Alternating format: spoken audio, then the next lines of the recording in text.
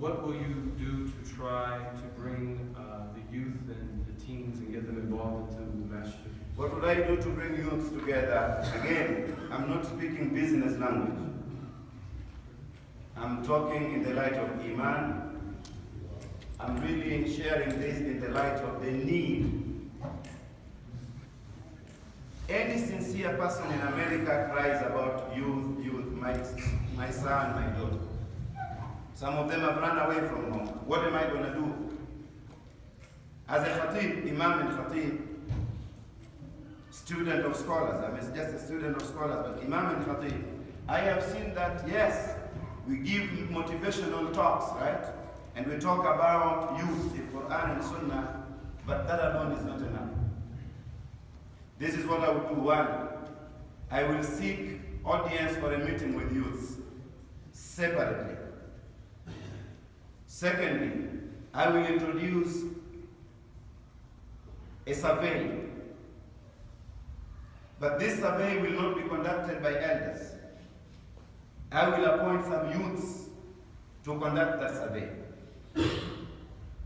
The survey will also include what problems do you see?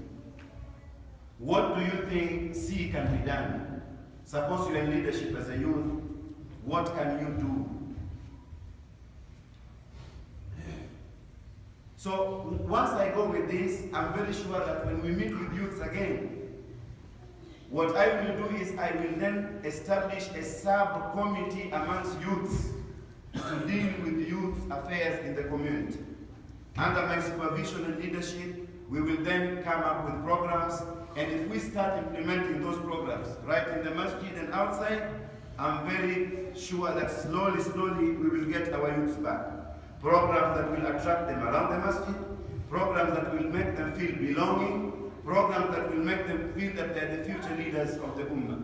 This is part of what I can do for our youth.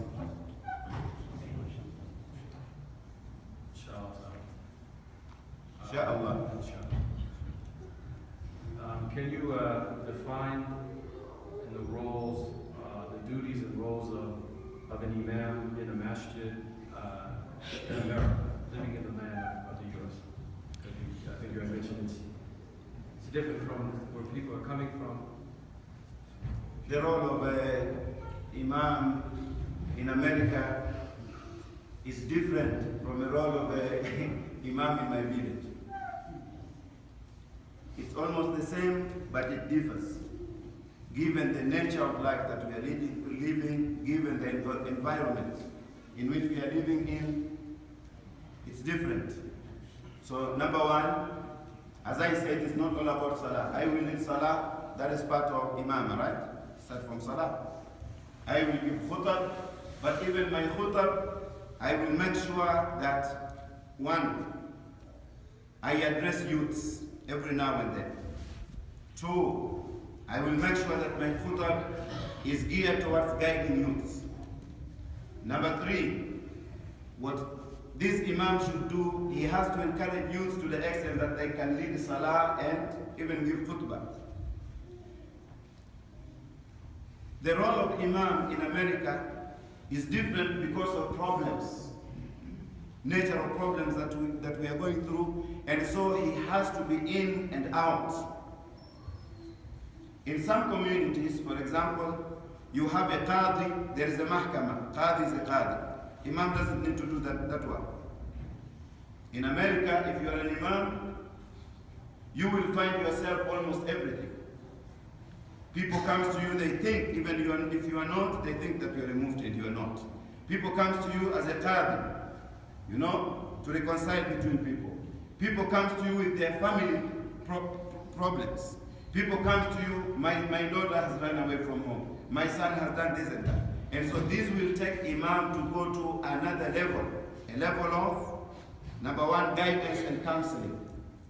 Imam has to be in the office. Imam has to provide counseling and guidance. Imam has to be available in the masjid. And Imam has to reach the community to solve their issues. And so it is completely different. It is completely different from where I'm coming from. This is what I will do.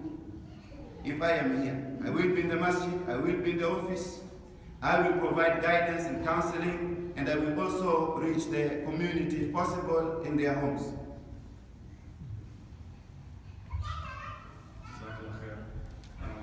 We'll take one more question and then we'll pray salat. Yeah. Another question.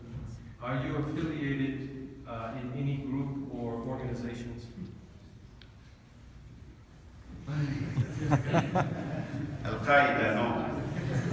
Al-Shabaab, no. Hezbollah, no. Don't send me to Guantanamo.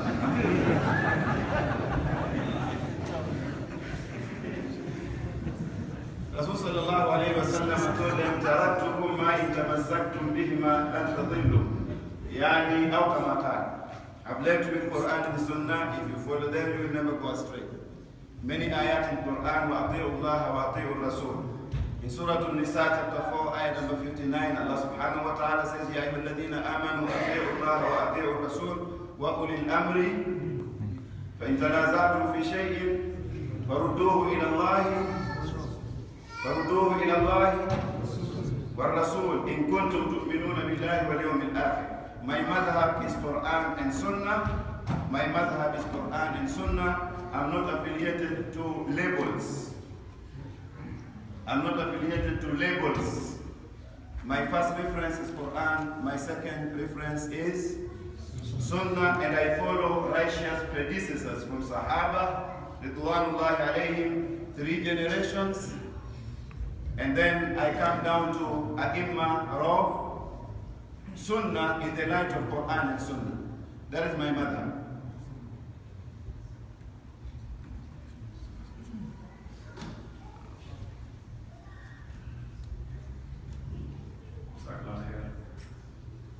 There was another question that I don't have written here, but that was asked to Abdullah Ansari, and my brother just reminded me, in regards to the Arabic language, there are a lot of elders, I believe in the community that don't have a good understanding of the English language.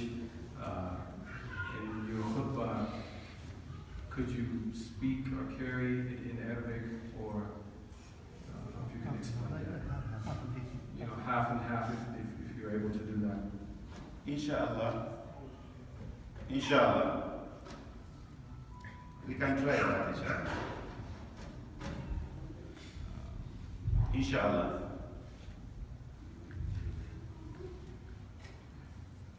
There's a question in regards to studying. Did you study fiqh, and who are the scholars of today that you take from, that you have studied with? I went through Madaris, as I said, Marahil, from primary, as I said, or what you call elementary. From the beginning, you study fiqh. Right from the beginning, you study fiqh. And then in I'dadiyya or Mutawassita, you continue studying fiqh. In Thanawiyya, you study fiqh. In Kulliyya or Jamiyya, you study fiqh. And then there are maraji, there are references. We have books of fiqh. I mentioned Kitab al-Majmu', I mentioned books like Nailul Awtar, and books. Should I necessarily take from today's scholar? Not necessarily. I go where there is dalil. I go where there is proof. Not necessarily from current scholars or old scholars.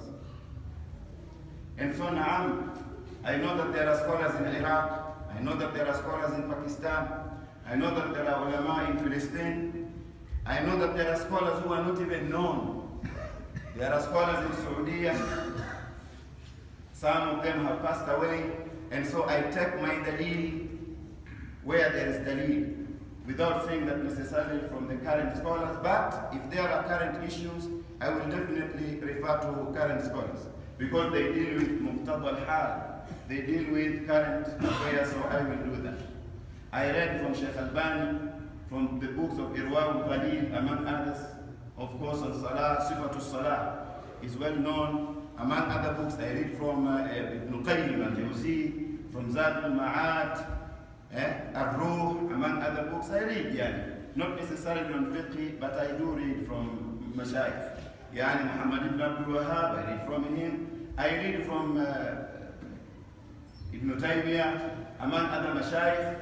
From all over the world as a leader, I promote diversity in my leadership.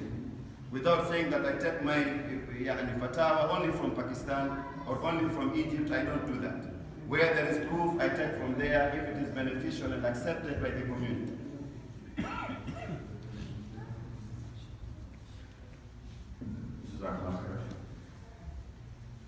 So a question in regards to living in a non-Muslim community, how can one protect their iman? And if you could cite some things for someone. Living in a non-Islamic community, I want to correct something. Can I correct something as I move on? Not correcting my host, Mustafa. But I want to correct something. What is the concept of hijrah? What is your understanding? Please help me understand this. What is the concept of hijrah? Is leaving Darul Kufr to? Now? Yani leaving Darul Kufr to Darul Islam, right? That is not the concept of immigration. Rasul sallallahu alaihi wasallam moved from Makkah to Medina. Was Medina Darul Islam? Talk to me, yes or no? So why do we normally say that leaving Darul Kufr to Darul Islam? Rasul sallallahu alaihi wasallam sent Sahaba from Makkah to Habasha. Was Habasha Darul Islam? Rasul sallallahu alaihi wasallam left Makkah temporarily to Taif. It's not far, right? Was Taif Darul Islam? So we have to redefine the concept of hijrah. Hijrah is migrating from a place where you are not free to worship Allah to a place where you are free to establish ibadah freely.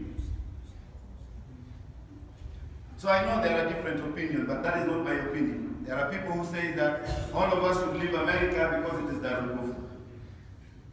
There are people who say it's like that. That is not my opinion. I say that I will stay in America as long as I'm in Da'wah. What is wrong with that? I will stay in America as long as I'm part of the community and I'm also contributing to the community.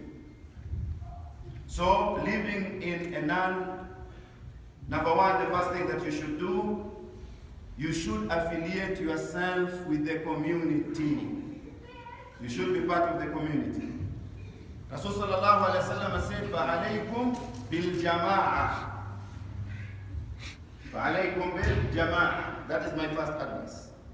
The secondly, make sure that you attend salawat, if possible, 5 prayers. If you cannot, you are staying away at least 1 prayer.